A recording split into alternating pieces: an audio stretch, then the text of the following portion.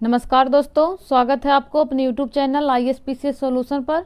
हम लोग आज से बीपीएससी पूर्वावलोकन देखेंगे। घटना चक्र की आती है जो 2026 में आई है, लेटेस्ट है। इसमें 71वीं बीपीएससी जो लास्ट हुआ है उसका तक दिया हुआ है।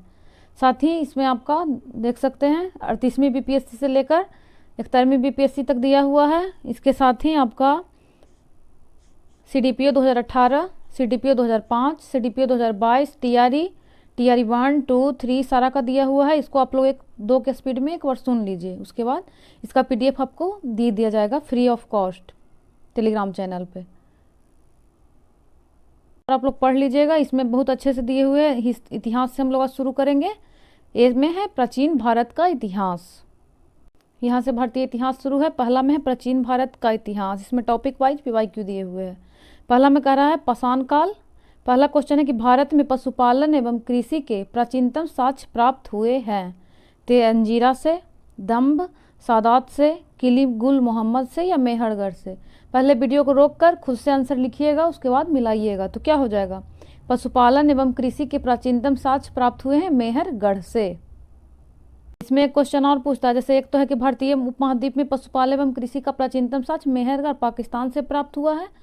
नवीनतम खोजों के आधार पे उस ऑप्शन के अकॉर्डिंग यही था मेहरगढ़, लेकिन खोजों के आधार पे भारतीय उपमहाद्वीप में प्राचीनतम कृषि साक्ष्य वाला स्थल उत्तर प्रदेश के संत कबीर नगर जिले में स्थित। ये अगर ऑप्शन में रहे तो ये इसी को मारिएगा, लोहरा देव, या ये हो जाएगा आपका। यहाँ से 8000 ईस्वी पूर्व से लगभग 7000 ईस्वी पूर्व तक के मध्य चावल के साक्ष्य प्राप्त हुए हैं। उल्लेखनीय है कि इस नवीनतम खोज ने पूर्व भारतीय उपमहाद्वीप का प्रचलित कृषि साक्ष्य वाला स्थल मेहरगढ़ था, जहां से गेहूं के साक्ष्य मिले हैं, जबकि प्राचीनतम चावल के साक्ष्य कुलडीबा से मिले थे। इससे पहले क्या था कि आपका मेहरगढ़ में आपका माना जाता था गेहूं और चावल के लिए माना जाता था कुलडीबा, लेकिन जब ये पता चल गया है लोहरा देव, तब से इसी को माना जाने लगा है। नेक्स्ट कह रहा है कि इनमें से किसको कैलकोलिथ युग भी कहा जाता है। कैलकोलिथ ही, चैलकोलिथ भी इसको इंग्लिश में पढ़ते हैं लोग। इसको किसको कहा जाता है? पुरापाषाण युग, नवपाषाण युग, ताम्रपाषाण युग या लौह युग। तो आपका कैलकोलिथ युग कहा जाता है ताम्रपाषाण युग को। नेक्स्ट कह रहा है, इसमें देख सकते हैं कि ताम्रपाषाण युग को कैलकोलिथ युग या चैलकोलिथिक पीरियड भी कहा जाता है। जिन संस्कृतियों में तांबे के औजारों के साथ ही पत्थर के बने हुए उपकरणों का प्रचलन मिलता है, उन्हें प्रायः ताम्रपाषाणिक संस्कृति कहा जाता है। नेक्स्ट में 3 नंबर कह रहा है कि प्रथम मानव जीवाश्म भारत की किस नदी घाटी से प्राप्त हुआ था। ए में है गंगा नदी, बी में है यमुना नदी, सी में है नर्मदा घाटी, डी में है ताप्ती घाटी। तो किस घाटी से प्राप्त हुआ है प्राचीनतम जीवाश्म? तो इसका राइट आंसर सी हो जाएगा, नर्मदा घाटी।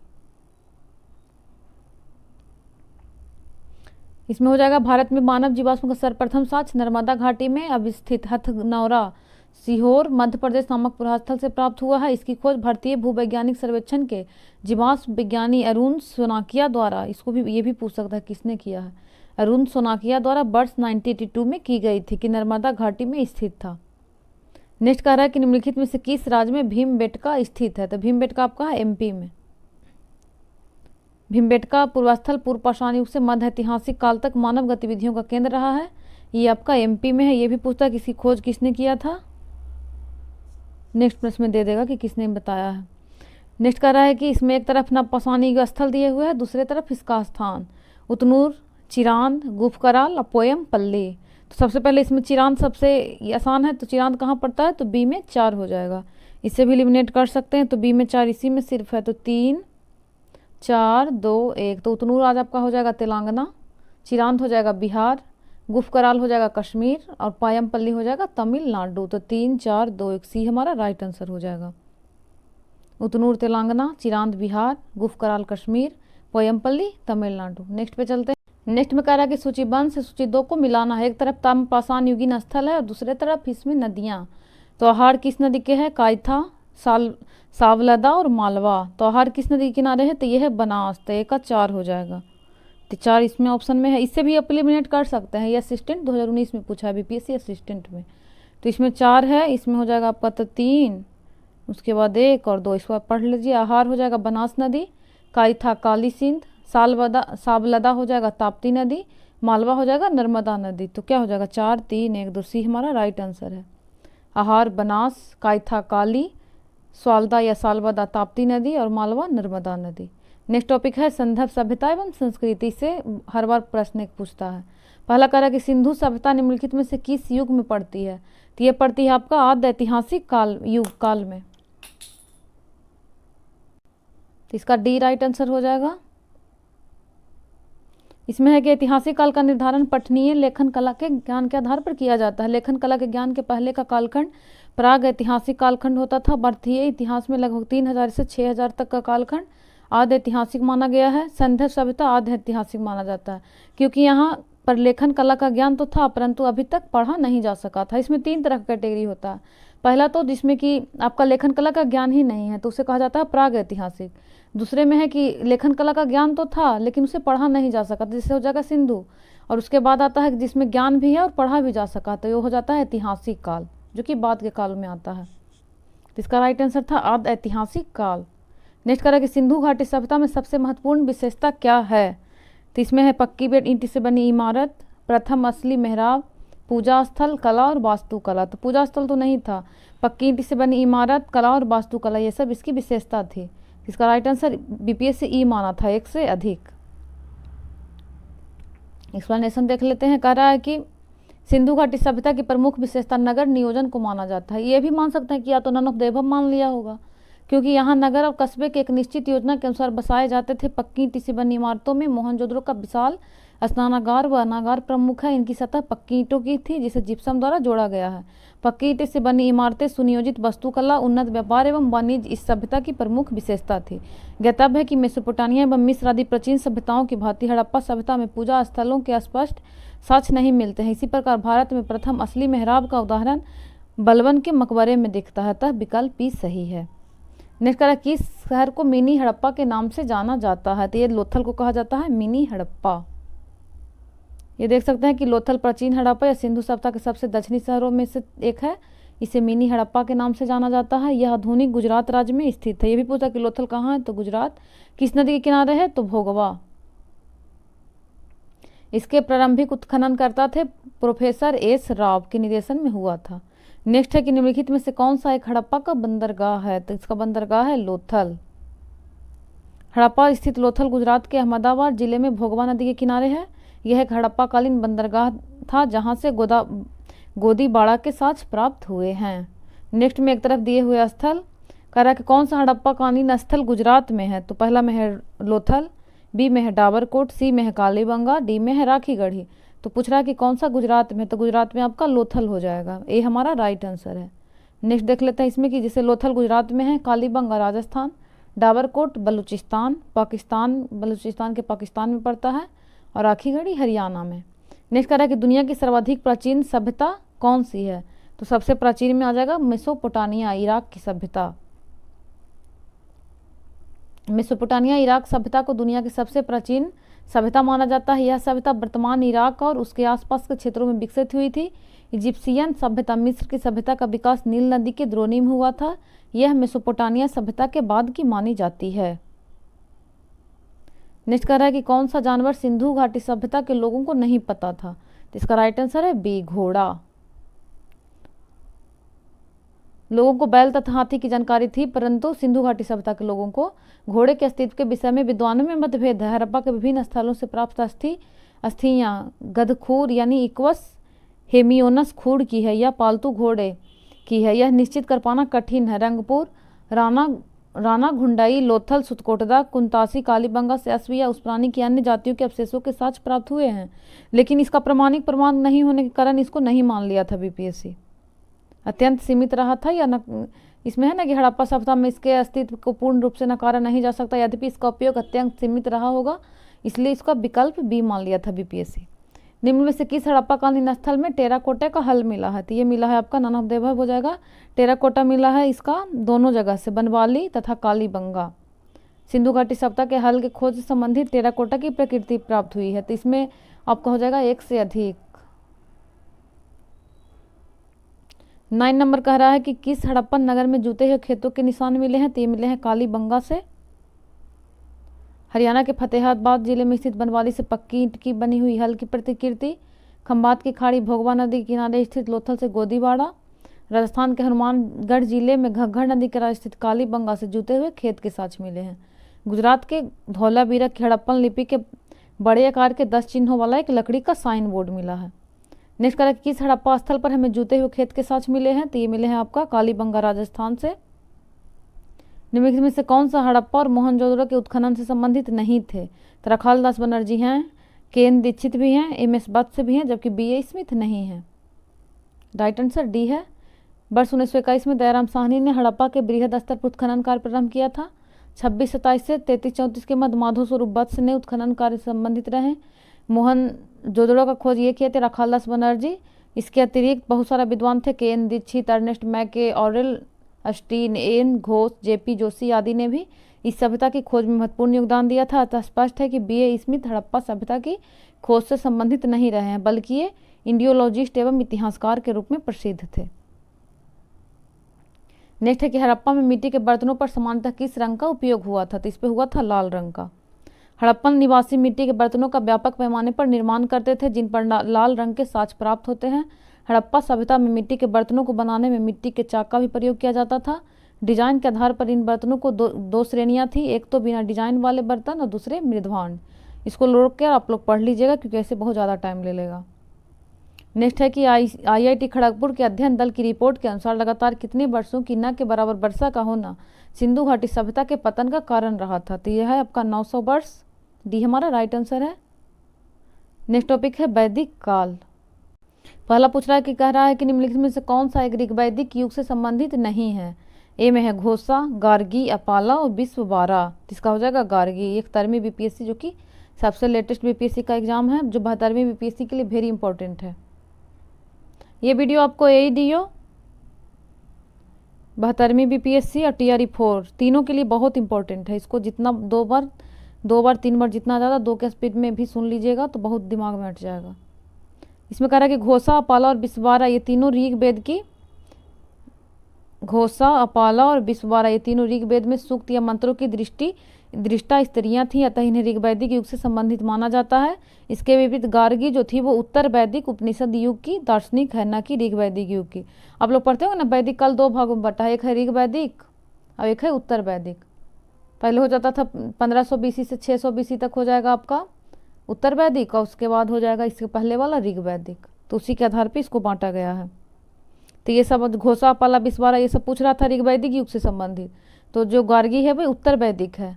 ऋग्वैदिक में आ जाएगा घोषा, अपाला, विश्ववारा। नेक्स्ट करा कि प्रारंभिक वैदिक काल के दौरान कौन सा शहर प्राचीन मगध साम्राज्य की राजधानी के रूप में कार्य करता था।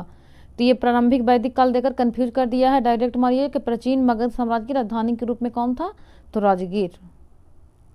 प्रारंभिक वैदिक काल के दौरान राजगीर प्राचीन मगध साम्राज्य की राजधानी के रूप में कार्य करता था। मगध का पहला राजवंश बृहद्रथ वंश था। बृहद्रथ का उल्लेख ऋग्वेद से प्राप्त होता है। नेक्स्ट करा कि ऋग्वेद का कौन सा मंडल पूर्णतः सोम को समर्पित है, तो सोम को समर्पित है 9वां मंडल। ऋग्वेद में कुल 10 मंडल है। 9वां मंडल के सभी 114 सूक्त जो है सोम को समर्पित है। सोम आर्यों का मुख्य पेय था जिसे मुजबंत चोटी से प्राप्त किया जाता था। ऋग्वेद के 10 मंडल में 4 वर्णों की उत्पत्ति का उल्लेख है। कौन कौन सा है, 4 वेद, 4 वर्ण। इसको आप लोग कमेंट कीजिएगा। ऋग्वेद संहिता का 9वां मंडल पूर्णतः किसको समर्पित है, तो 9वां मंडल है पौधों की जड़ी बूटी संबंधित देवतागण के लिए जो पेय बनाया जाता था। सॉरी, ये देवतागण लिख दिया है। सोम तथा उस पेय पर नामकृत देवतागण थोड़े न था, ये सोम था जो कि एक पेय पदार्थ था। गायत्री मंत्र किस पुस्तक में मिलता है, तो ये मिलता है आपका ऋग्वेद में। गायत्री मंत्र ऋग्वेद में उल्लिखित है। इसके रचनाकार विश्वामित्र थे। यहाँ पर यह मंत्र ऋग्वेद के 3य मंडल में वर्णित है। यह सावित्री सूर्य देवता को समर्पित है। नेक्स्ट में कि किस काल में अछूत की अवधारणा स्पष्ट रूप से उद्धृत हुई, तो ये हुआ था आपका धर्मशास्त्र के समय में। 7 नंबर कह रहा है कि भारतीय उपमहाद्वीप में लोहे का प्रयोग कब शुरू हुआ, तो इसका हो जाएगा नन ऑफ द एबव, क्योंकि इसका प्रयोग आपका उत्तर वैदिक काल में शुरू हो जाता है 1000 से 600 ईस्वी पूर्व में। इस ग्रंथों में से धातु के स्पष्ट प्रमाण मिलते हैं। इसका मेनली रूप से लगभग पुरातत्वविदों ने इसका काल लगभग 1000 ईस्वी पूर्व निर्धारित किया है, जो अधिकांश विद्वानों के द्वारा स्वीकार्य है। इसका 1000 के आसपास उत्तर वैदिक काल में हो जाता है। लोहे का मिलता है, जिसको श्याम अयस्क के रूप में जाना जाता है। आपका अतरंजी खेड़ा यूपी से उत्खनन से प्राप्त होता है। 8 में कह रहा है कि बोगोजकोई का महत्व इसलिए है क्योंकि वहाँ जो अभिलेख प्राप्त हुए हैं उसमें वैदिक देवी देवताओं का वर्णन मिलता है। तो यही इसका राइट आंसर है 8 का, ये हो जाएगा। 9 में चलते हैं। 9 नंबर कह रहा है कि प्रसिद्ध 10 राजाओं का युद्ध किस नदी के तट पर लड़ा गया। तो ये लड़ा गया था परुष्णी नदी, जिसे रावी नदी भी कहा जाता है। दसराग युद्ध रस राजाओं का युद्ध परुष्णी नदी आधुनिक रावी नदी के तट पर लड़ा गया, जिसमें भारत के राजा सुदास की विजय हुई। 10 नंबर कह रहा है कि उत्तर वैदिक काल के दौरान रचित किस प्राचीन भारतीय ग्रंथ में दार्शनिक भजन और ब्रह्मांड विज्ञान और नैतिकता पर चर्चाएं शामिल है। उपनिषद, यजुर्वेद, ऋग्वेद या एक से अधिक या ननहुदैव। अभी टीआरई का क्वेश्चन में ऐसे ही पूछता है, डी में दे देगा एक से अधिक और ई में दे देगा ननहुदैव। तो इसका राइट आंसर ए हो जाता है उपनिषद। कि उत्तर वैदिक काल के दौरान रचित किस प्राचीन भारतीय ग्रंथ में दार्शनिक भजन और ब्रह्मांड विज्ञान और नैतिकता पर चर्चाएं मिलती है। तो ये उपनिषद में मिलती है। 700 ईसा पूर्व से 300 ईसा पूर्व के बीच संस्कृत में लिखे गए थे उपनिषद। नेक्स्ट टॉपिक हमारा है बौद्ध धर्म। तो पहला कह रहा है कि गौतम बुद्ध का जन्म कहाँ हुआ था। तो इनका जन्म हुआ था लुम्बिनी में, जो कि वर्तमान यहाँ पड़ता है, कहाँ पड़ता है लुम्बिनी, नेपाल में। महात्मा बुद्ध का जन्म 563 ईस्वी पूर्व में कपिल वस्तु के समीप लुम्बिनी वन में हुआ था। बोध गया बिहार में वैशाख पूर्णिमा की रात को इन्हें ज्ञान मिला। काशी के ऋषिपत्तनम या मिर्गदाब सारनाथ में उन्होंने प्रथम उपदेश, जिसे कि धर्मचक्र प्रवर्तन कहा जाता है, एवं कुशीनगर में उनका निधन हुआ, जिसे बौद्ध साहित्य में महापरिनिर्वाण कहा गया है। 2 नंबर कह रहा है कि महात्मा बुद्ध ने अपना पहला धर्मचक्र प्रवर्तन किस स्थान पर दिया। तो ये दिए थे सारनाथ। 3rd नंबर कह रहा है कि गौतम बुद्ध ने अपना प्रथम उपदेश कहाँ दिया। तो सारनाथ। गौतम बुद्ध ने किसे ज्ञान प्राप्त हुई, गौतम बोध गया में किसे ज्ञान प्राप्त हुई थी। तो ये गौतम बुद्ध को हुआ था। बुद्ध के जीवन की 4 महत्वपूर्ण घटनाएं और उससे संबंध 4 स्थानों का नीचे उल्लेख है। इन 2 स्तंभों में अंकित है, इनका सुमेलन करना है। तो सूची 1 से सूची 2 को मिलाने कह रहा है। तो जन्म कहाँ हुआ था। तो जन्म हुआ था लुम्बिनी में। ज्ञान प्राप्ति तो बोध गया। तो क्या हो जाएगा 1 का 3, बी का 2, प्रथम प्रवचन सारनाथ, निधन ये हो जाएगा आपका कुशीनगर। 4 3 2 1 4 किस ऑप्शन में है। तो हमारा सी हो जाएगा राइट आंसर। जन्म लुम्बिनी, ज्ञान प्राप्ति बोध गया, प्रथम प्रवचन सारनाथ, निधन कुशीनगर। कह रहा कौन सी बौद्ध संगीति बिहार में आयोजित नहीं की गई थी। टोटल 4 हुआ था, प्रथम, दूसरा, तीसरा, चौथा। तो प्रथम हुआ था राजगीर, दूसरा वैशाली, तीसरा पाटलिपुत्र, चौथा कुंडलवन। तो कुंडलवन कश्मीर में पड़ता है। तो बिहार में आयोजित कौन सा नहीं हुआ। तो चौथा हो जाएगा। इसमें देख सकते हैं कि प्रथम बौद्ध संगीति बुद्ध के महापरिनिर्वाण के तुरंत बाद राजगीर में हुआ, सप्तगर्णी गुफा में। द्वितीय बौद्ध संगीति प्राचीन वैशाली नगर में हुई थी। तृतीय कहाँ हुआ था, पटना में। तृतीय हो जाएगा आपका सम्राट अशोक के संरक्षण में पाटलिपुत्र में हुआ था। चतुर्थ बौद्ध संगीति प्रायः कश्मीर में कुंडलवन में हुई थी। एकमात्र चतुर्थ बौद्ध संगीति ही ऐसी संगीति है जो बिहार से बाहर आयोजित की गई थी, यानी बिहार में आयोजित नहीं की गई थी। तो ये हो जाएगा कश्मीर कुंडलवन, चौथी बौद्ध संगीति। 7 नंबर कह रहा है कि अजातशत्रु के शासनकाल में प्रथम बौद्ध संगीति का आयोजन किस नगर में किया गया था। तो हम लोग इसको बार बार देखे हैं। पहला राजगीर, दूसरा वैशाली, तीसरा पाटलिपुत्र, चौथा कुंडलवन। पहला में अजातशत्रु था, फिर कालाशोक, अशोक और कनिष्क। तो अशोक के शासनकाल में क्या हो जाएगा, पाटलिपुत्र हो जाएगा, और अजातशत्रु के काल में हो जाएगा राजगीर। तो एक का क्या हो जाएगा, अजातशत्रु का राजगीर। प्रथम बौद्ध संगीति बुद्ध के मृत्यु के तत्काल राजगीर में हुआ था। इस समय मगध का राजा अजातशत्रु था। इसकी अध्यक्षता किसने किया था। तो महाकश्यप ने। इसमें बुद्ध के मुख्य शिष्य आनंद और उपाली भी उपस्थित थे। इसमें बुद्ध की शिक्षाओं का संकलन हुआ था। इन्हें सूत और विनय नामक 2 पिटकों में विभाजित किया गया। आनंद तथा उपाली क्रमशः धर्म और विनय के प्रमाण माने गए। 8 कह रहा है कि प्रथम बौद्ध संगीति के अध्यक्ष कौन थे। तो इसके अध्यक्ष थे महाकश्यप। प्रथम बौद्ध महासभा कहाँ आयोजित हुई थी। तो ये हुआ था राजगीर में। 10 नंबर कह रहा है कि भगवान बुद्ध के महापरिनिर्वाण के बाद पहली बौद्ध संगीति कहाँ हुई थी। तो ये हुआ था राजगीर। नेक्स्ट कह रहा है कि कनिष्क के शासनकाल में बौद्ध सभा किस नगर में आयोजित की गई थी। तो कुंडलवन कश्मीर में आयोजित किया गया था। इनमें से किस शासक ने चतुर्थ बौद्ध संगीति कश्मीर में आयोजित की। तो क्यों किसने किया था। तो हम लोग देख चुके हैं कनिष्क ने। अशोक के शासनकाल में बौद्ध सभा किस नगर में आयोजित की गई थी। तो राजगीर, वैशाली, उसके बाद पाटलिपुत्र में। सिंहली अनुश्रुति दीपवंश और महावंश के अनुसार अशोक के राज्यकाल में पाटलिपुत्र में मोगली पुत्तीस की अध्यक्षता में तृतीय बौद्ध संगीति आयोजन हुआ। तृतीय बौद्ध सभा किस स्थान पर बुलाई गई। तो पाटलिपुत्र। महात्मा बुद्ध को महापरिनिर्वाण कहाँ हुआ था? तो ये हुआ था आपका कुशीनगर में। नेक्स्ट कह रहा है कि त्रिपिटक किसकी धार्मिक पुस्तक है? तो ये बौद्धों का है। इसमें 3 पिटक है, विनय पिटक, सूत पिटक और अभिधम पिटक।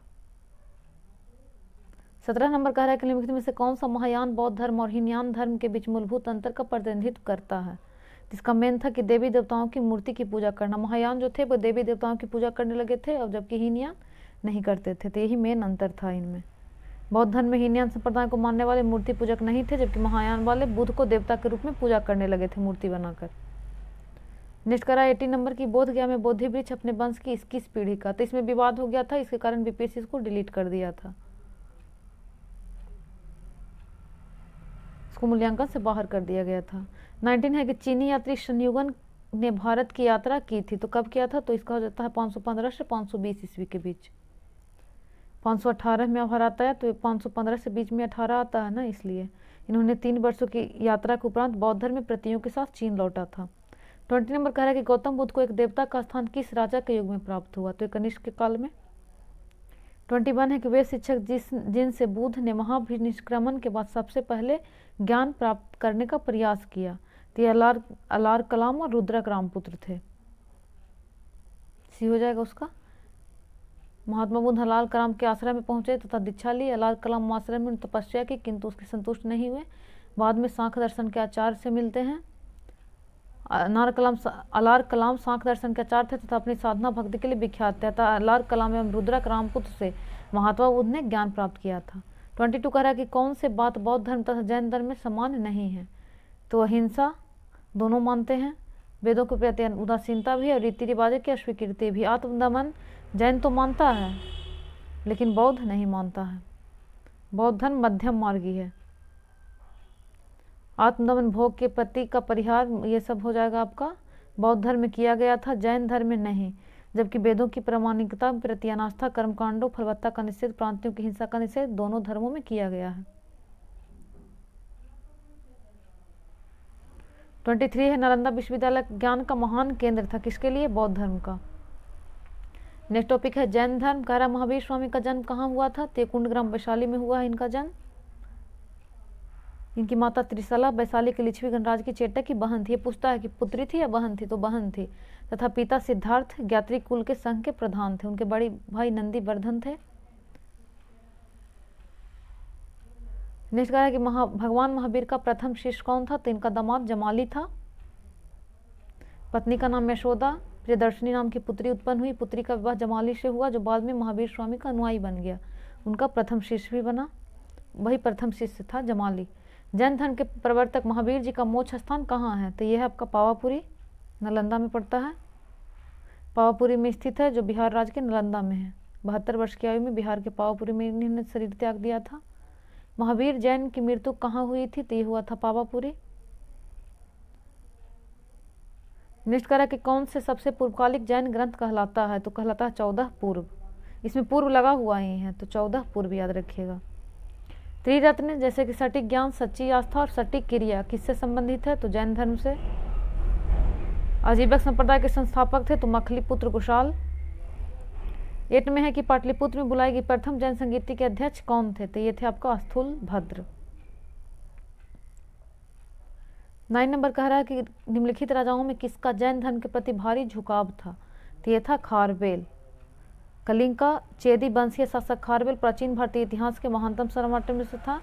उड़ीसा के भुवनेश्वर में 3 मील की दूरी पर स्थित गुरी पहाड़ी में हाथी गुम्फा का बिना तिथि का अभिलेख प्राप्त हुआ। इस अभिलेख में खारवेल का इतिहास जानने का मुख्य स्रोत है। इसका जैन धर्म के प्रति अधिक झुकाव था। हाथी गुम्फा अभिलेख का भाषा प्रकृत है। 10 नंबर कह रहा है कि वह स्थान जहाँ महावीर ने पूर्ण आध्यात्मिक ज्ञान यानी कैबल्य प्राप्त किया था। तो ये किया था आपका जृंभिक ग्राम, रिजपालिका नदी के तट पर है। साल ब्रिज के नीचे इन्होंने प्राप्त किया था, केवलिन कहलाता है। नेक्स्ट टॉपिक है शैव एवं भगवत धर्म। भगवत संप्रदाय के विकास में किसकी देन अत्यधिक थी? तो इसमें था गुप्तों की। 2 नंबर कह रहा है कि नाथपंथियों, सिद्धों और योगियों ने भक्ति धर्म को किस क्षेत्र में लोकप्रिय बनाया था? तो इन्होंने उत्तर भारत में लोकप्रिय बनाया था। नाथपंथी ये सब तो पढ़ ली उत्तर भारत के क्षेत्र में। नेक्स्ट टॉपिक है 6ठी शताब्दी ईसा पूर्व राजनीतिक दशा। इसमें कि पाटलिपुत्र के संस्थापक थे तो इसमें क्या है, उदयीन, अशोक, बिंबिसार, महापद्म। इसमें ऐसे तो उदयीन माना जाता है, लेकिन इसमें आंसर दिया था चंद्र, एक सेकेंड, इसमें कह रहा है कि अजात शत्रु ने गंगा और सोन नदी के संगम और पाटलिपुत्र में किला बनाकर की थी। उदयीन ने मगध साम्राज्य की राजधानी बनाया था राजगीर से पाटलिपुत्र, इसलिए आंसर इसका क्या हो जाएगा, अजात शत्रु, जो कि ऑप्शन में नहीं था, इसलिए इसका नन ऑफ द अबव है। अजात शत्रु ने किया था, इसलिए ये विकल्प सही है। दूसरा में कह रहा है कि पाटलिपुत्र को किस शासक ने सर्वप्रथम अपनी राजधानी बनाया, तो राजधानी कौन बनाया था, तो उदयीन बनाया था। इसका हो जाएगा आपको उदयीन आंसर।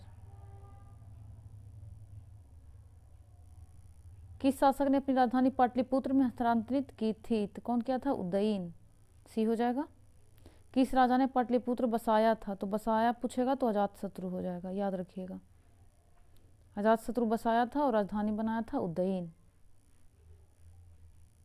5 में कह रहा है किस शासक द्वारा सर्वप्रथम पाटलिपुत्र को राजधानी के रूप में चयन किया गया था, तो उदयीन।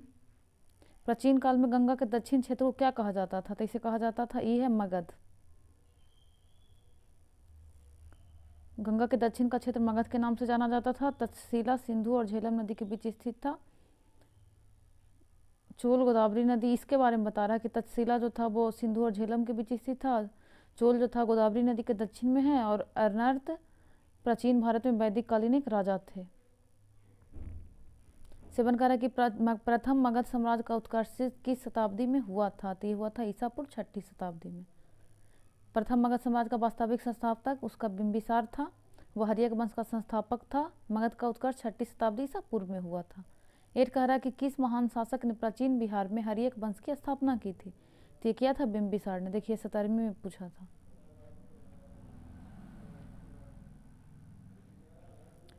प्रथम मगध साम्राज्य का उत्कर्ष ईसा पूर्व 6ठी शताब्दी में हुआ था। इसकी महत्ता वास्तविक संस्थापक राजा बिंबिसार था, वह हर्यक वंश से संबंधित था। ये भी पूछता कि बिंबिसार किस वंश से संबंधित है, डायरेक्ट पूछ सकता है। अजातशत्रु किससे संबंधित है, तो मगध हर्यक से। मगध की राजधानी राजगीर का प्रकृत नाम क्या था, तो ये था आपका राजगृह, बी हो जाएगा। मगध की राजधानी राजगीर का प्रकृत नाम राजगृह था। प्राचीन काल में महाजनपदों के बीच लगातार संघर्ष होते रहे और अंततः मगध सबसे बड़ा साम्राज्य के रूप में उभरा। मगध पर शासन करने वाला पहला राजवंश हर्यक था। वह इस वंश का संस्थापक बिंबिसार था। इसका हम लोग ट्रिक भी पढ़े थे ना। हर्यक क्या था, हर्यक, फिर शिशुनाग, फिर नंद, हसीन, मौ, सुकसा।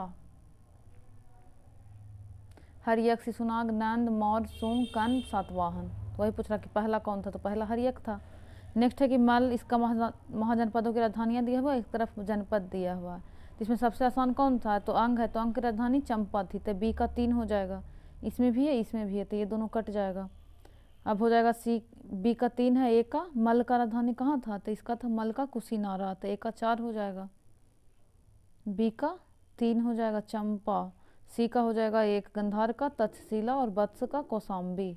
तो 4, 3, 1, 2 कौन सा ऑप्शन में है, ए में। देख सकते हैं मल का कुशीनारा या कुशीनगर, अंग का चंपा, गंधार का तक्षशिला, वत्स का कौशाम्बी। 11 कह रहा है कि विश्व का पहला गणतंत्र वैशाली में किसके द्वारा स्थापित किया गया था, तो ये किया गया था लिच्छवियों के द्वारा। 6ठी से 3 ईसा पूर्व में विश्व की प्रथम गणतंत्रात्मक व्यवस्था वैशाली में थी।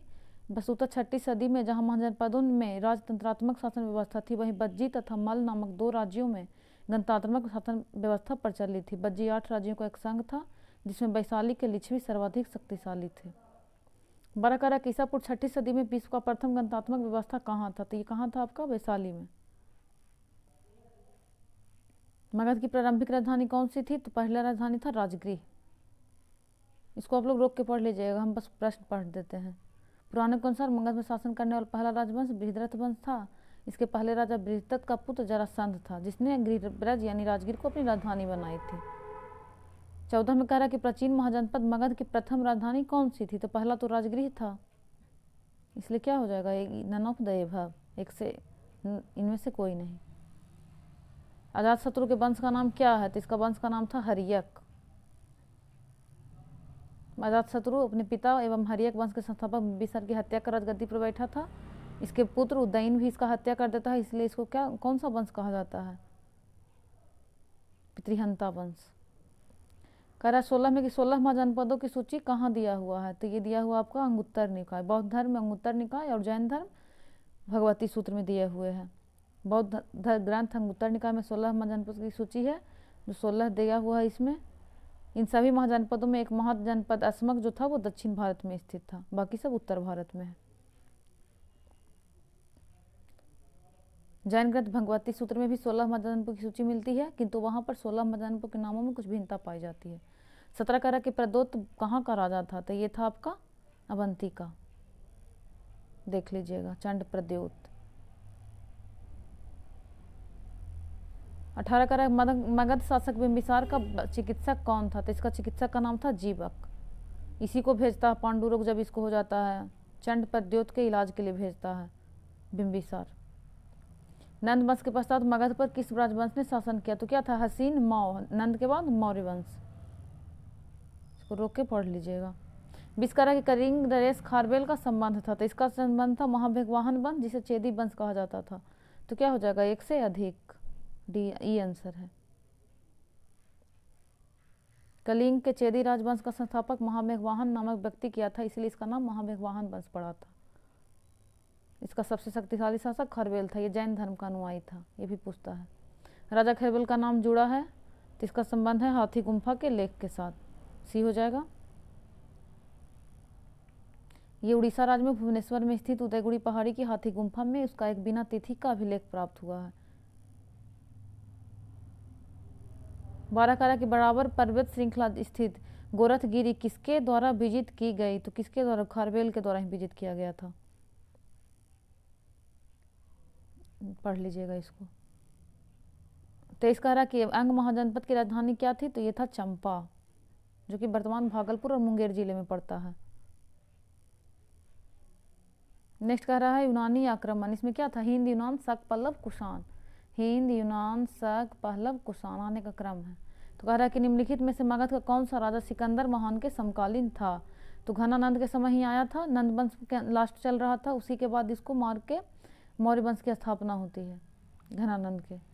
तो क्या हो जाएगा, सिकंदर घनानंद के समय ही आता है। घनानंद था जो सिकंदर का समकालीन था। यूनानी लेखों ने अग्रमीज कहा है, जेनाफोन्ने से बहुत धनाढ़ व्यक्ति कहा, इसीलिए तो इसका नाम पड़ा था धन से आनंद, धनानंद। इसका सेनापति का नाम था भद्रसाल। नेक्स्ट है मौर्य साम्राज्य। पहला कह रहा कि सेंड्रोकोटस ने चंद्रगुप्त मौर्य की पहचान किसने की थी सेंड्रोकोटस के रूप में, तो ये किया था विलियम जोन्स ने, विलियम जोन्स, पढ़ लीजिएगा इसको रोककर। 2 में कह रहा कि भारत में पहले साम्राज्य की स्थापना किस शासक के द्वारा किया गया था, तो ये किया गया था चंद्रगुप्त मौर्य के द्वारा। 3rd नंबर है कि मौर्य साम्राज्य के संस्थापक कौन थे, तो ये थे चंद्रगुप्त मौर्य। 4 कह रहा है कि निम्नलिखित में से किस मौर्य राजा ने दक्कन की विजय प्राप्त की थी, तो किसने प्राप्त किया था, तो चंद्रगुप्त ने। 5 कह रहा कि जिसके ग्रंथ में चंद्रगुप्त मौर्य का विशिष्ट रूप से वर्णन हुआ है उसका वो कौन था, तो ये थे आपके विशाखदत्त। इसका पुस्तक का नाम क्या था, मुद्रा राक्षस। चंद्रगुप्त मौर्य के विषय में इसमें याद रखिएगा, मत्स्य मौर्य, अभी तो सही लग रहा है, बाद में कंफ्यूजन होगा, मत्स्य मौर्य, मुद्रा राक्षस और मत्स्य मौर्य, ये विशाखदत्त के काल में ही था। विशाखदत्त मुद्रा राक्षस लिखा तो चंद्रगुप्त मौर्य के विषय में विस्तृत सूचना देता है। इस ग्रंथ से चंद्रगुप्त मौर्य को महाजनपद अन्नम नंद का पुत्र माना गया है। मुद्रा राक्षस में चंद्रगुप्त को ब्रिसल तथा कुलहीन भी कहा गया है। 18वीं शताब्दी में घुंडी राज ने मुद्रा राक्षस पर टीका लिखी।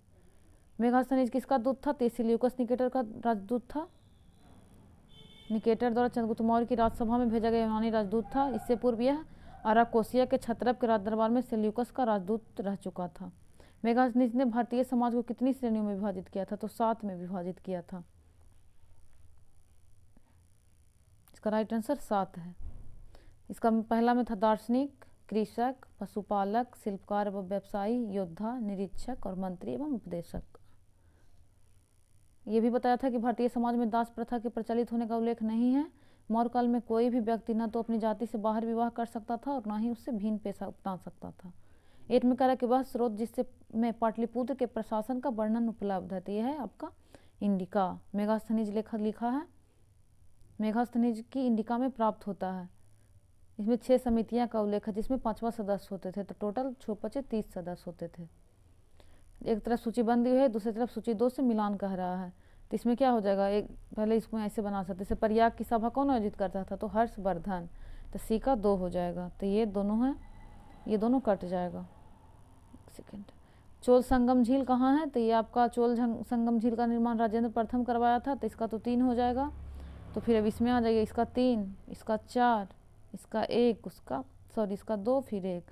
चोल संगम झील राजेंद्र प्रथम, धर्म महामात्र की नियुक्ति, तो ये करवाया था अशोक। प्रयाग की सभा, तो ये आपका था हर्षवर्धन के समय हुआ था। और सुदर्शन झील का निर्माण चंद्रगुप्त मौर्य ने करवाया था। यही है कि चोल गंगम झील राजेंद्र प्रथम, धर्म महामात्र की नियुक्ति अशोक, प्रयाग की सभा हर्षवर्धन, सुदर्शन झील चंद्रगुप्त मौर्य। नेक्स्ट 10 नंबर कह रहा है कि अभिलेख जिससे यह प्रमाणित होता है कि चंद्रगुप्त का प्रभाव पश्चिम भारत पर था है, तो ये कौन सा अभिलेख है, तो रुद्रदामन का जूनागढ़ अभिलेख। 11 कह रहा है किस अभिलेख में कलिंग विजय का वर्णन है, तो किसमें था, तो अशोक का 13वां शिलालेख में है, इसलिए नन ऑफ द एबव हो जाएगा। हाथी, ये 13वां बृहद शिलालेख से प्राप्त होता है कलिंग विजय का उल्लेख। हाथी गुम्फा अभिलेख चेदी राजा खारवेल की आत्मकथा प्रस्तुत है। यह गुफा भुवनेश्वर के पास उदयगिरी पहाड़ी पर स्थित है। नेक्स्ट करा कि कौन सा क्षेत्र अशोक के साम्राज्य में सम्मिलित नहीं था, तो श्रीलंका नहीं था। राइट आंसर सी हो जाएगा, श्रीलंका अशोक के साम्राज्य में सम्मिलित नहीं था। नेक्स्ट है कि 13 नंबर की केवल वह स्तंभ जिसमें अशोक ने स्वयं को मगध का सम्राट बताया था, तो ये था भाबरू स्तंभ, डी हो जाएगा। भाबरू या बैराट शिलालेख में अशोक ने स्वयं को मगध का सम्राट बताया है। प्रियदर्शी लाजा मागधे इसमें लिखा हुआ है संस्कृत में कि यह अभिलेख अशोक को बौद्ध धर्मावलंबी प्रमाणित करता है। अशोक के धर्म का मूल संदेश क्या था, तो इसका क्या हो जाएगा, 1 से अधिक, राजा के प्रति वफादारी, शांति एवं अहिंसा, बड़ों का सम्मान, धार्मिक सहनशीलता, 1 से अधिक हो जाएगा। यही है कि अशोक का धर्म एक नैतिक संहिता थी। वह अशोक अपने दूसरे और 7वें शिलालेख के माध्यम से संदेश देता है। उपासीनवे ये संस्कृत में है, अर्थात काम पाप करना, कल्याण करना, दया दान करना, सत्य बोलना, पवित्रता से रहना, स्वभाव में मधुरता तथा साधुता बनाए रखना। इस प्रकार अशोक के धर्म के मूल संदेश में शांति और अहिंसा, बड़ों का सम्मान, धार्मिक सहनशीलता निहित है। तो क्या क्या हो जाएगा, शांति और अहिंसा, बड़ों का सम्मान, धार्मिक सहनशीलता। तो बी सी डी अगर ये तीनों भी होता है तब भी आपका 1 से अधिक हो जाएगा। नेक्स्ट करा कि अपने शिलालेखों में अशोक सामान्यतः किस नाम से जाना जाता था, तो इसे प्रियदर्शी कहा जाता था। देवताओं का, इसका मतलब होता है प्रियदर्शी का मतलब देवताओं का प्रिय अथवा देखने में सुंदर, देव नाम प्रियदर्शी। पुराणों में से अशोक वर्धन कहा गया है। नेक्स्ट है कि अशोक के शिलालेख में प्रयुक्त भाषा थी, तो प्रयुक्त भाषा था प्राकृत। अशोक का इतिहास में मूलतः उनके अभिलेख से ही प्राप्त होता है, जिसको विभाजन 3 वर्गों में किया गया है। एक है शिलालेख, स्तंभ लेख और गुहा लेख। शिलालेख 14 विभिन्न लेखों का एक समूह है जो 8 भिन्न भिन्न स्थानों से प्राप्त हुआ है। इसको आप लोग देख लीजिएगा, सहवाजगढ़ी, मानसेहरा, कालसी, गिरनार, धौली, जौगढ़, इरगुडी तथा सोपारा। अशोक के अधिकांश अभिलेख प्राकृत भाषा एवं लिपि ब्राह्मी, ये पूछता है, याद रखिएगा, भाषा प्राकृत और लिपि ब्राह्मी। केवल 2 अभिलेख जो अब सहवाजगढ़ या मानसेहरा, इसकी लिपि ब्राह्मी ना होकर खरोष्टी है। जनरली इसका ब्राह्मी था, लेकिन 2 जो है सहवाजगढ़ी और मानसेहरा, ये किस लिपि में है, तो खरोष्टी लिपि में है। नेक्स्ट कर रहा है, इसको यहाँ पे आप पढ़ सकते हैं, तहसीला के अरमेइक लिपि में लिखा गया एक भग्न अभिलेख सरेकुना नामक स्थान से यूनानी तथा अरमाइक लिपियों में लिखा गया द्विभाषी अभिलेख तथा लघमान नामक स्थान से अरमेइक लिपि में लिखा गया अशोक का शिलालेख प्राप्त हुआ है। 17 कह रहा है कि अशोक के स्तंभ पर कौन सी लिपि लिखी गई थी, तो बताइए क्या था, ब्राह्मी था। प्राचीन भारत में लिखने से कौन सी लिपि दाईं ओर से बाईं ओर लिखी जाती है। जनरली क्या होता है कि हम लोग लेफ्ट बायां से इधर से शुरू करके इधर की ओर लिखते हैं, लेकिन क्या है जो वैसी लिपि जो दाईं से शुरू होकर बाईं जाए, तो ये थी खरोष्टी। प्राचीन भारत में खरोष्टी लिपि दाएं से बाएं लिखी जाती थी। इसे पढ़ने का श्रेय जेम्स प्रिंसेप को जाता है। 1835 में लेसेन ये सब भी पढ़ा था। कह रहा है 19 में कि निम्नलिखित में से प्राचीन भारत की कौन सी लिपि दाहिने से बाईं, ये बार बार पूछता था, दाहिने से बाईं, लेफ्ट राइट से लेफ्ट की ओर जाता है, तो यही खरोष्टी था। अशोक के शिलालेख को पहली बार इनके द्वारा पढ़ा गया था, तो ये पढ़ा था जेम्स प्रिंसेप ने। 1837 में अशोक के दिल्ली टोपरा अभिलेख को पढ़ने में सफलता प्राप्त किया। 21 कह रहा है कि ब्राह्मी लिपि को सर्वप्रथम किसने पढ़ा था, तो ये पढ़ा था जेम्स प्रिंसेप ने। पाटलिपुत्र को किस शासक ने सर्वप्रथम अपनी राजधानी बनाई, तो बनाया था चंद्रगुप्त मौर्य। ऑप्शन के अकॉर्डिंग है, कह रहा है कि पाटलिपुत्र की स्थापना गंगा एवं सोन नदी के संगम पर हरिया वंश शासक उदयन ने की थी। वहां अपनी राजधानी राजगीर से पाटलिपुत्र स्थानांतरित की थी, किंतु विकल्प में उदयन नहीं है बल्कि चंद्रगुप्त, अतः चंद्रगुप्त मौर्य सही उत्तर है। ऐसे उदयन आएगा, अगर ये नहीं रहे ऑप्शन में तो चंद्रगुप्त मौर्य मार सकते हैं। नेक्स्ट कह रहा है कि मौर्य वंश का अंतिम शासक कौन था, तो ये था बृहद्रथ। इसका अंतिम शासक था 184 ईस्वी पूर्व में की गई। बृहद्रथ की हत्या इसके पुष्यमित्र शुंग करता है और शुंग वंश का स्थापना करता है पुष्यमित्र शुंग। कह रहा 24 में के अंतिम मौर्य सम्राट था, तो बृहद्रथ। अशोक की नीति के आर्थिक परिणामों के कारण ही मौर्य साम्राज्य का पतन अधिकांशतः उचित था। इस तथ्य के किसने विश्वास किया था, तो ये था रोमिला थापर कहती हैं कि अशोक की नीति के आर्थिक परिणामों के कारण ही मौर्य साम्राज्य का पतन अधिकांशतः उचित था। नेक्स्ट कर रहा है मौर्य काल में शिक्षा का सर्वाधिक प्रसिद्ध केंद्र था, तो कौन सा था, तक्षशिला। इसके बारे में और ऑप्शन सारे के बारे में पढ़ लीजिएगा। नेक्स्ट टॉपिक है मौर्योत्तर काल। इसमें कह रहा है कि प्राचीन भारत के निम्नलिखित राजवंशों पर विचार कीजिए, तो इनका सही क्रमानुक्रम बताना है। तो उसी ट्रिक पे फिर बैठेगा, हसीन मौ सुकसा पे ही, हसीन मौ सुकसा। तो क्या हो जाएगा, सबसे पहले हो जाएगा हरियक शिशुनाग नंद मौर्य शुंग कण्व सातवाहन। तो सबसे पहले मौर्य हो जाएगा, फिर कण्व, फिर मौर्य शुंग, मौर्य के बाद शुंग है, फिर कण्व है। तो सबसे पहले 2 हो जाएगा, फिर 1 हो जाएगा, फिर 4 हो जाएगा। कुषाण तो आता है का हिंदी यूनानी वाले में, हिंदी यूनान शक पल्लव कुषाण, तो ये सबसे बाद आएगा। तो हो जाएगा 2 1 4 3, हरियक शिशुनाग नंद मौर्य शुंग कण्व सातवाहन। देखिए इसी ट्रिक से 71 बीपीएस में पूछा, जो कि एक टफेस्ट एग्जाम था, इसलिए इसको आप लोग अच्छे से याद रखिएगा। यही है मौसुकसा। उसके बाद हिंद यूनान शक पल्लव कुषाण याद रखिएगा। ताम्रपत्र लेख दर्शाते हैं कि प्राचीन काल में बिहार के राजाओं का संपर्क था, तो कहाँ से था, जावा सुमात्रा से। नेक्स्ट पे चलते हैं। कह रहा है 3 में कि स्वर्ण भूमि का वह राजा कौन था जिसने नालंदा में एक बौद्ध विहार की स्थापना की तथा उसके रख रखाव हेतु अपने दूत द्वारा देवपाल से 5 गांव दान देने के लिए प्रार्थना की। तो यह था आपका बालपुत्र देव। 4 में है एक सूची 1 और सूची 2 से मिलान पूछ रहा है। कह रहा कर्ण स्वर्ण प्रयाग ज्योतिष गिरनार प्रतिष्ठान। तो गिरनार कहाँ पड़ता है, गुजरात में। तो सी का 2 हो जाएगा। देखिए इसी से बन गया, 2 इसी में है। इसका 3 4 2 1 पढ़ के देखते हैं। कर्ण सुवर्ण तो क्या हो जाएगा, पश्चिम बंगाल। प्रयाग ज्योतिष तो क्या है इसका, असम। गिरनार गुजरात, प्रतिष्ठान महाराष्ट्र। क्या दिया है, बी ही है। अच्छा देखिए 3 4 1 2, 3 4 2 1, इसको पढ़ सकते हैं। कर्ण सुवर्ण कहाँ था, वेस्ट बंगाल। प्रयाग ज्योतिष तो इसका असम। गिरनार ग से गुजरात, प्रतिष्ठान महाराष्ट्र। कह रहा 5 में किस अभिलेख में रुद्रदामन प्रथम की विभिन्न उपलब्धियों का वर्णन है, तो यह है जूनागढ़ में। दूसरी शताब्दी के आसपास रचित संस्कृत के शिलालेख के अनुसार सुदर्शन झील कृत्रिम जलाशय की मरम्मत किसने की थी, तो ये रुद्रदामन किया था। इसमें 2-3 व्यक्ति का नाम उल्लेख है।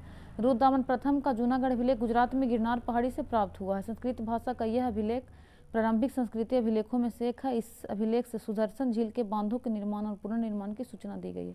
ये तो एक है, सुदर्शन झील का निर्माण के बारे में 2-3 लोग का उल्लेख है। आगे मिलेगा प्रश्न। देखिए है ना कि नेक्स्ट में कह रहा है कि इनमें से किसने सर्वप्रथम व्यापक पैमाने पर स्वर्ण मुद्रा का प्रचलन किया, तो ये क्या हुआ था, बिम कडफिसेस।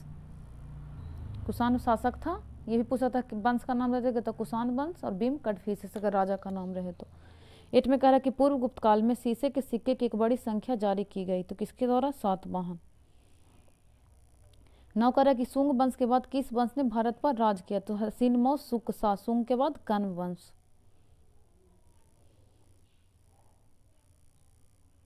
इसको पढ़ लीजिएगा आप लोग कैसे कैसे बना था।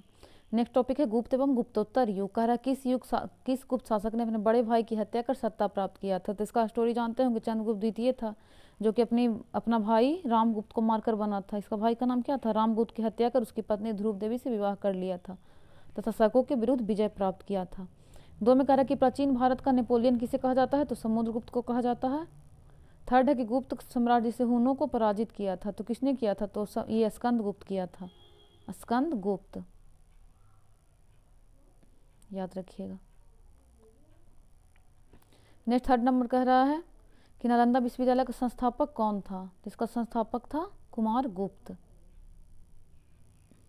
याद रखिएगा। ह्वेनसांग के अनुसार नालंदा विश्वविद्यालय के संस्थापक सक्रादित्य था, जिसने बौद्ध धर्म के प्रति महत्ता श्रद्धा के कारण स्थापना करवाया था। लेकिन उस समय राजा किसका था? तो कुमार गुप्त का। इसने महेंद्र द्वितीय की उपाधि धारण किया था। नेक्स्ट करें कि नालंदा विश्वविद्यालय की स्थापना का युग था, तो ये गुप्त का युग था, खासकर कुमार गुप्त। 6 में कह रहा है कि कौन नालंदा विश्वविद्यालय में आचार्य नहीं थे? तो नहीं थे कौटिल्य, ये आपका तक्षशिला में थे। 11वीं बीपीएससी में पूछा था, देखिए प्रश्न। 7 कह रहा है कि नालंदा विश्वविद्यालय किसके लिए प्रसिद्ध था? तो किस लिए प्रसिद्ध था? बौद्ध धर्म दर्शन के लिए प्रसिद्ध था। 8 कह रहा है कि नीचे 2 वक्तव्य दिए गए हैं, जिसमें एक कथन और दूसरा कारण है, दोनों को ध्यान पूर्वक पढ़िए। इसमें कह रहा है कि ए में कि 12वीं शताब्दी के अंत तक नालंदा महाविहार का पतन हो गया, तो ये सही है। कह रहा महाविहार की राजकीय प्रश्रय मिलना बंद हो गया था, तो ये भी सही है, लेकिन इस कारण से बंद नहीं हुआ था, इसलिए दोनों सही तो है लेकिन व्याख्या नहीं करता है। तो क्या हो जाएगा इसका राइट आंसर? बी हो जाएगा। पढ़ लीजिएगा एक्सप्लेनेशन रुक कर। 9 कह रहा है कि फाहियान एक चीनी तीर्थयात्री था जो हर्ष के शासनकाल के दौरान भारत आया था। तो चीनी यात्री तो था, लेकिन हर्ष के समय ना आकर के चंद्रगुप्त द्वितीय के समय आया था। दूसरा कह रहा था ये गलत हो गया कि ह्वेनसांग एक चीनी बौद्ध भिक्षु था, तो चीनी ये भी था। फाहियान, संयुगन, ह्वेनसांग, इन सिंह 4 गुट पढ़े थे हम लोग। तो ये किसके समय में आया था? चंद्रगुप्त द्वितीय के समय नहीं, तो ये हर्ष के समय आया था। तो क्या हो जाएगा? ये भी गलत है। तो पूछ रहा कौन सा सही है? तो नन ऑफ द एबव, दोनों अल्टरनेट है एक दूसरे का। डी हो जाएगा। इसको पढ़ लीजिएगा आप लोग। फाहियान चंद्रगुप्त द्वितीय के काल में, ह्वेनसांग हर्ष के शासनकाल में आता है। 10 नंबर कह रहा कि प्रसिद्ध चीनी यात्री फाहियान किसके शासनकाल में भारत की यात्रा किया? तो चंद्रगुप्त द्वितीय। कह रहा चीनी यात्री संयुगन ने भारत की यात्रा की थी, तो नन ऑफ द एबव है। इसका आंसर होता है 518 से 21 तक भारत की यात्रा किया था। 12 कह रहा कि नगरों का क्रमिक पतन किस काल की एक प्रमुख विशेषता थी? तो ये गुप्त काल की विशेषता थी, नगरों का क्रमिक पतन। 13 कह रहा कि इनमें से कौन सा बंदरगाह गुप्त काल में उत्तर भारतीय व्यापार के लिए उपयोग किया जाता था? तो इसका 1 से अधिक हो जाएगा। ताम्रलिप्ति, कल्याण, भड़ौच, कैम्बे सबका होता था। ताम्रलिप्ति एक प्रमुख बंदरगाह था जहां से उत्तर भारत के दक्षिण पूर्व व्यापार ये सब होता था। इसके साथ ही भड़ौच भी था, प्रमुख बंदरगाह भड़ौच था पश्चिम भारत का, जहां से पश्चिम देशों के साथ समुद्र व्यापार होता था। इसके अलावा कल्याण तथा कैम्बे से भी उत्तर भारतीय व्यापार होता था, तो इसीलिए इसका आंसर 1 से अधिक दिया है। 14 नंबर पे चलते हैं। इसमें कह रहा है कि किस शासक वंश ने मंदिरों एवं ब्राह्मणों को सबसे अधिक ग्राम अनुदान में दिया था? तो सबसे ज़्यादा किसने दिया था? तो ए दिया, गुप्त वंश ने। अगर पूछेगा प्रारंभ किसने किया था? तो सातवाहन ने किया था। कह रहे गुप्त युग में भूमि राजस्व की दर क्या थी? तो उपज का 6ठा भाग था, बी हो जाएगा। 16 नंबर कह रहा है कि धर्मशास्त्र में भू राजस्व की दर क्या है? तो ये 1/6 हो जाएगा, उपज का 6ठा भाग। किस प्रकार की भूमि को अपृहत कहा जाता है? तो बिना जोती हुई जंगली भूमि को कहा जाता है अपृहत। वह भूमि जिस पर खेती न की गई हो को अपृहत भूमि कहा जाता है। यह गुप्तकालीन राजस्व व्यवस्था का एक पद है। 18 कह रहा है कि अमरकोश के अनुसार भूमि के प्रकारों का विचार करें, तो उर्वरा, उपजाऊ, मरु, रेगिस्तान को कहा जाता था। सातबला, घास, देवमातृक, वर्षा से सिंचित। तो क्या हो जाएगा? एक सारा सही है, तो एक प्रमुक्त में से 1 से अधिक। इसको रोककर आप लोग पढ़ लीजिएगा। जैसे क्या है? उर्वरा उपजाऊ भूमि को कहा जाता था, मरु मरुस्थली भूमि, ऊसर बंजर भूमि, अपृहत परती भूमि, सादवल या सादवाला घास वाली भूमि, पंकिल यानी कीचड़ वाली भूमि, जल प्रायनुपम नमीयुक्त भूमि, कच्छ दलदली जल स्रोतों के निकट भूमि, सरकरा चूना पत्थर कंकड़ युक्त, सरकरावती बलुआही भूमि, नदी मातृक नदी द्वारा सिंचित भूमि तथा देवमातृक वर्षा द्वारा सिंचित भूमि। इतना तरह का भूमि था गुप्त काल में। 12 प्रकार के भूमि की सूची दी गई है अमरकोश में, इसको नोट कर लीजिएगा। कह रहा है प्रसिद्ध इलाहाबाद प्रशस्ति के लेखक कौन थे? ते थे हरिसेन। इसमें पढ़ लीजिएगा किसका सेनापति कौन था? हरिसेन ने इलाहाबाद वर्तमान प्रयागराज में अशोक स्तंभ समुद्रगुप्त के विषय में प्रशंसात्मक वर्णन प्रस्तुत किया था। ये समुद्रगुप्त का सेनापति था हरिसेन। कह रहा है 20 में कि किस वंश ने शासकों को पुराणों में श्री पर्वतीय कहा गया है? तो ये कहा गया है इक्ष्वाकु वंश के राजा को। शासकों को पुराने में श्री पर्वतीय कहा, यानी श्री पर्वत क्षेत्र का शासक या आंध्रीवृत्त, आंध्रों का नौकर कहा गया है। 21 में कह रहा है कि राजा प्रवरसेन के बारे में निम्नलिखित कथन पर विचार करें। तो कह रहा है कि वह कट वंश का वास्तविक संस्थापक था, तो सही है। उसका साम्राज्य उत्तर में बुंदेलखंड से लेकर दक्षिण में हैदराबाद तक था, तो ये भी सही है। वह अपने पिता बिंद शक्ति के उत्तराधिकारी बने, तो ये भी सही है। उसका उल्लेख पुराणों में मिलता है, तो क्या हो जाएगा? ए बी सी डी सारा सही है। डी हो जाएगा राइट आंसर, एक से अधिक। इसमें आप लोग पढ़ सकते हैं। अतः चारों विकल्प सत्य है। नेक्स्ट में है कि 22 में कि हून राजा तुर्मान किस और लीकर राजा द्वारा पराजित हुआ था? तो ये हुआ था आपका यश प्रकाश धर्मन। प्रकाश धर्मन, हून राजा तुर्मान और लीकर राजा प्रकाश धर्मन द्वारा पराजित किया गया था। समुद्र स्कंदगुप्त की मृत्यु के बाद हुनों ने गंगा घाटी पर पुनः आक्रमण किया, जिसके आक्रमण का नेता तुर्मान था, दूसरे हून आक्रमण का नेता। इसको पढ़ लीजिएगा। कह रहा है वर्धन राजवंश की स्थापना किसने किया था? तो ये किया था पुष्यभूति ने। बाणभट्ट की रचना हर्षचरित के अनुसार वर्धन वंश की स्थापना पुष्यभूति नामक व्यक्ति ने किया था, जो कि थानेश्वर या स्थानेश्वर में की थी। हर्षवर्धन इस वंश का सबसे महान शासक था। 24 का कविबान निवासी था, तो ये कहाँ का था? तो हो जाएगा नन ऑफ द एबव। इसका ये था आपका यहाँ का। बाणभट्ट का जन्म स्थान को लेकर विद्वानों में काफ़ी मतभेद है। कुछ विद्वानों का इनका जन्म बिहार में सोन नदी के किनारे अवस्थित प्रतिकूटा नामक गांव में हुआ था, इसलिए इसका है नन ऑफ द एबव। जबकि कुछ विद्वान इसको जन्म उत्तर प्रदेश के कान्य कुब्ज यानी कन्नौज के समीप प्रतिकूट गांव में मानते हैं। इसके पिता का नाम चित्रभानु तथा माता का नाम राजदेवी था। हर्षवर्धन के शासनकाल में किस चीनी यात्री ने भारत की यात्रा की? था हर्ष से हर्ष, हर्ष से हुएनसांग। फाहियान चंद्रगुप्त द्वितीय में आता है, पढ़ लीजिएगा इसको। करा चीनी यात्री हुएनसांग किस विश्वविद्यालय में अध्ययन किया था? तो ये किया था नालंदा विश्वविद्यालय में अध्ययन। पढ़ा भी था और पढ़ाया भी था। उस समय उनके आचार्य शिलभद्र थे। कह रहा हुएनसांग की भारत में यात्रा के समय सूती कपड़ों के उत्पादन के लिए सबसे प्रसिद्ध नगर था, तो ये था आपका मथुरा। बी राइट आंसर होगा। उसके अनुसार मथुरा उस समय सूती वस्त्रों के लिए प्रसिद्ध था, जबकि वाराणसी रेशमी वस्त्रों के लिए प्रसिद्ध था। पढ़ लीजिएगा। नेक्स्ट कह रहा है कि निम्नलिखित में से किस शासक ने हर्ष के समय असम पर शासन किया था? तो ये किया था भास्कर बर्मन ने। 7वीं शताब्दी ईसा पूर्व के दौरान भारत का कौन शासक था जो बौद्ध धर्म के संरक्षण और सांस्कृतिक गतिविधियों के समर्थन के लिए जाना जाता है? तो ये जाना जाता है हर्ष। कह रहा कि गुप्त बकाटक युग में तार्किक तर्क और बहस पर ध्यान केंद्रित करते हुए भारतीय दर्शन के किस महत्वपूर्ण स्कूल का विकास हुआ? इसका राइट आंसर सी है, न्याय दर्शन का विकास हुआ था। गुप्त बकाटक युग में तार्किक तर्क और बहस पर ध्यान केंद्रित करते हुए भारतीय दर्शन स्कूल न्याय का विकास हुआ। नेक्स्ट कर रहा है 31 में किनमें से किसने पहली बार यह व्याख्या की थी कि पृथ्वी के अपनी धुरी पर घूमने के कारण प्रतिदिन सूर्योदय और सूर्यास्त होता है? तो किसने किया था? तो ये किए हैं आर्यभट्ट। ब्राह्मीर क्या कहा था? तो इसका कहा था कि पृथ्वी केंद्र में है, सूर्य केंद्र में है और पृथ्वी इसकी चक्कर लगाते हैं, जो कॉपरनिकस बाद में कहता है। यही बहार ब्राह्मीर का था। आर्यभट्ट बोले थे कि प्रतिदिन सूर्योदय, पृथ्वी के अपनी धुनी पर घूमने के कारण प्रतिदिन सूर्योदय और सूर्यास्त होता है। नेक्स्ट करा 32 में कि कौन गुप्त काल में औषधि के क्षेत्र में अपने कार्य के लिए जाने जाते हैं? तो इसमें हो जाएगा आपका सुश्रुत को शल्य क्रिया का जनक मान कहा जाता है। इसमें नन ऑफ द एबव दे दिया है आंसर। सही विकल्प उत्तर ए माना था, लेकिन विवाद है इसमें ऐसे सुश्रुत मान सकते हैं अगर ऑप्शन में ना कुछ रहे तो। प्राचीन भारत में स्थापत्य कला कह रहा बराबर की गुफाओं का उपयोग किसके आश्रय गृह के किया था? तो ये किया था अजीबकों ने आश्रय गृह के लिए।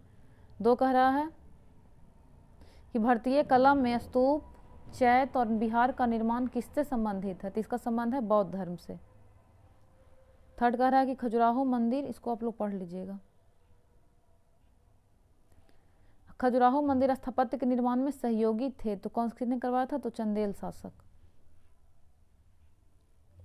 4 में है कि कला की गंधार शैली निम्न समय में फली फूली, तो ये फला था कुषाणों के समय। इसी के अंतर्गत बुद्ध की प्रतिमाओं का व्यापक रूप से निर्माण किया गया था। 5 कह रहा है कि बुद्ध की प्राचीनतम प्रतिमा किस शैली में प्राप्त होती है? तो ये होता है गंधार शैली में। कुषाण काल में गंधार एवं मथुरा कला शैली के तहत बुद्ध एवं बोधिसत्व की बहुसंख्यक मूर्तियों का बैठी एवं खड़ी स्थिति में निर्माण हुआ था। नेक्स्ट पे चलते हैं। कह रहा है कि झांसी के पास देवगढ़ का मंदिर और इलाहाबाद प्रयागराज के पास गढ़वा मंदिर में बनी मूर्तियां किस कला के महत्वपूर्ण अवशेष है? किस काल के? तो ये था गुप्त काल के। बी राइट आंसर होगा। देवगढ़ का दशावतार मंदिर जो वर्तमान यूपी के ललितपुर जिलों में अवस्थित है, यह गुप्तकालीन मंदिर है। वहीं इलाहाबाद प्रयागराज में गढ़वा जिले में स्थित गढ़वा मंदिर भी गुप्तकालीन है। देखिए दोनों में पूछा था। कह रहा बोधिसत्व पद्मपाणि की पेंटिंग स्थित है, तो कहाँ है? अजंता में। अवलिकोश्वर की पेंटिंग अजंता में स्थित है। कह रहा 8 नंबर के निम्नलिखित अभिलेखों में से किसमें विधवा दहन का उदाहरण उल्लिखित है? तो किसमें है? आप भानुगुप्त का एरन स्तंभ अभिलेख में है, सी हो जाएगा, भानुगुप्त का एरन स्तंभ अभिलेख। इसी में बताया गया था कि भानुगुप्त के मंत्री गोपराज के युद्ध में मृत्यु हो जाने के बाद उसकी पत्नी के सती होने का उल्लेख मिला है। एरन कहाँ पड़ता है? तो एमपी के सागर जिले में स्थित है। 9 नंबर कह रहा है कि खजुराहो मंदिर स्थापत्य के निर्माण में सहयोग थे, तो चंदेल थे, हम लोग पीछे भी दिया था। नेक्स्ट है कि बड़ा बुदूर विश्व में सबसे अद्भुत स्तूप है और इसकी मूर्ति कला किसका शानदार उदाहरण है? तो यह है भारत जावा कला का। 11 कह रहा है कि चीनी स्रोत के अनुसार श्रीलंका के शासक मेघवर्मन ने गया में बौद्ध मंदिर बनाने की अनुमति के लिए निम्नलिखित में से किस गुप्त राजा के पास एक मिशनरी भेजा था? तो ये भेजा था समुद्रगुप्त के पास। नेक्स्ट में है दक्षिण भारत में चोल, चालुक, पल्लव और संगम युग के बारे में प्रश्न। चोल वंश का संस्थापक कौन था? तो विजयालय। नेक्स्ट कह रहा है कि चोल काल किस लिए प्रसिद्ध है? तो ये ग्राम पंचायत के लिए प्रसिद्ध है, ग्राम शासन। चोल शासन की सबसे उल्लेखनीय विशेषता स्थानीय स्वशासन है, यही पढ़ लीजिएगा, ग्राम शासन, ग्राम पंचायत, विलेज असेंबली या स्थानीय स्वशासन भी कह सकता है। कौन सा मध्यकालीन भारतीय समाज एक व्यापक स्तर पर स्थानीय स्वशासन के लिए प्रसिद्ध था? तो चोल था।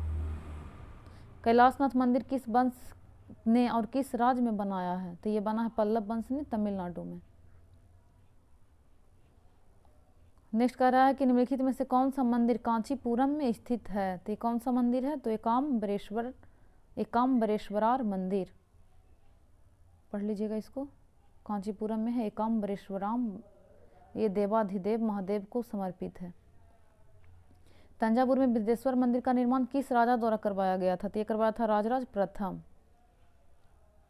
तमिलनाडु के तंजावुर में स्थित है बृहदेश्वर मंदिर, इसको बनवाया था राजराज प्रथम ने। प्रथम चोल शासक राजराज प्रथम ने करवाया था। निम्नलिखित में चेर राजवंश की राजधानी कौन सी थी? तो ये कुरूर या करूर था, ये हो जाएगा। वर्तमान में केरल और तमिलनाडु तट पे है, यहाँ पे है चेर, यहाँ पे चोल पांड। कह रहा है कि राजवंशों में किसका उल्लेख संगम साहित्य में नहीं है? तो चोल चेर पांड का तो है, लेकिन कदम्ब का नहीं है, डी ए हो जाएगा। नेक्स्ट है संगम युग में उरैयूर किसके लिए विख्यात था? तो ये था कपास के व्यापार का महत्वपूर्ण केंद्र था उरैयूर।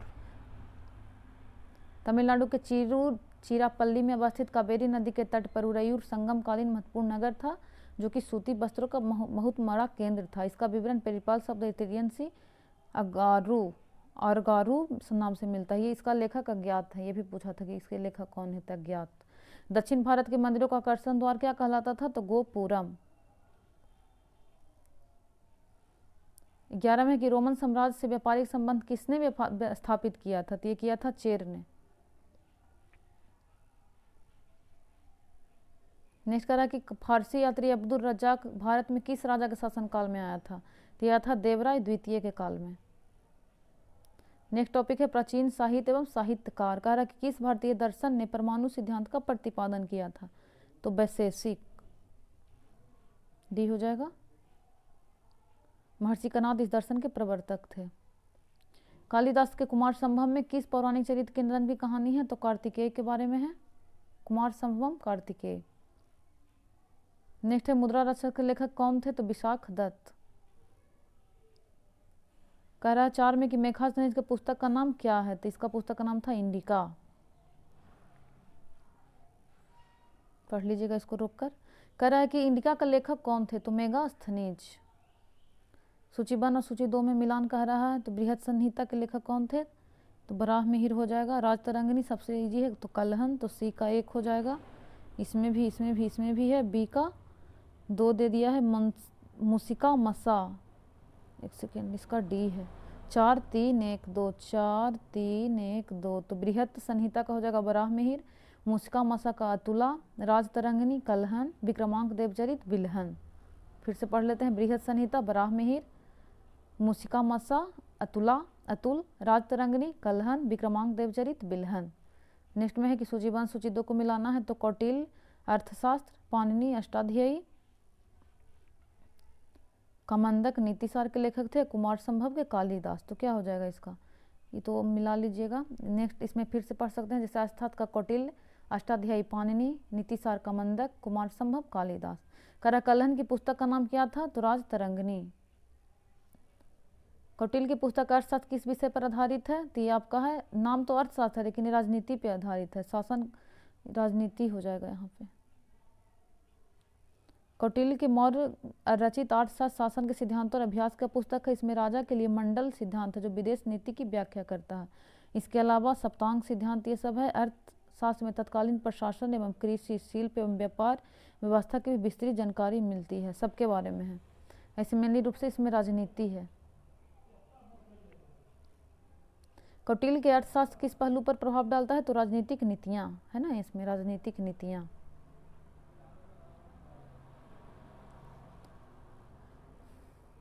पढ़ लीजिएगा इसको।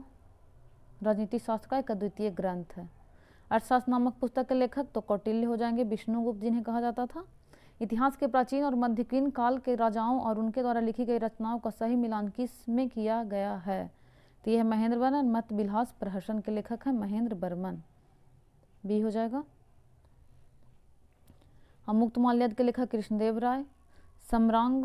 सम्रांगन सूत्रधार के हैं राजा भोज। मान सोलास का है सोमेश्वर तृतीय।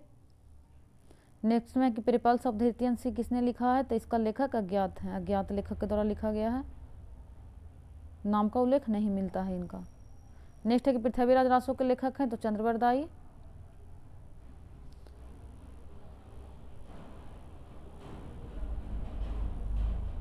कह रहा है पृथ्वीराज रासो नामक पुस्तक किसके द्वारा लिखी गई है, तो चंद्रवरदाई।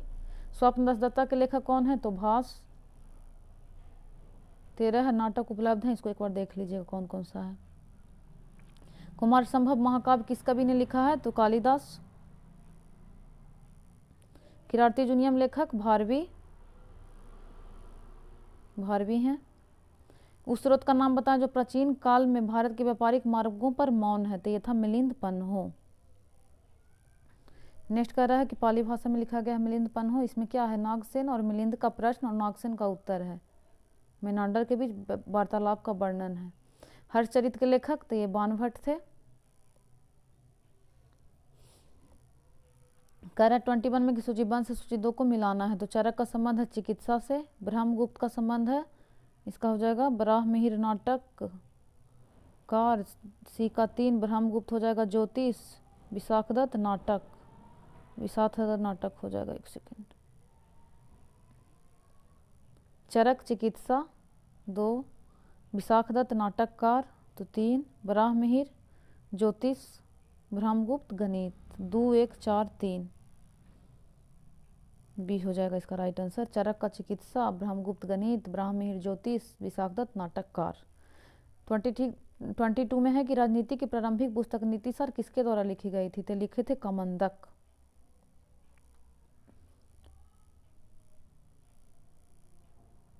नेक्स्ट टॉपिक है पूर्व मध्यकाल। पहला कार्य कर्नाटक वंश का संस्थापक कौन थे, तो इसके संस्थापक थे नान्यदेव। इसके संस्थापक नान्यदेव थे, वे महान योद्धा थे। इसकी राजधानी था सिमरावगढ़। इसका शासनकाल मिथिला का स्वर्णयुग कहलाता है, ये भी पूछा था। अंतिम शासक कौन थे, तो हरि सिंह।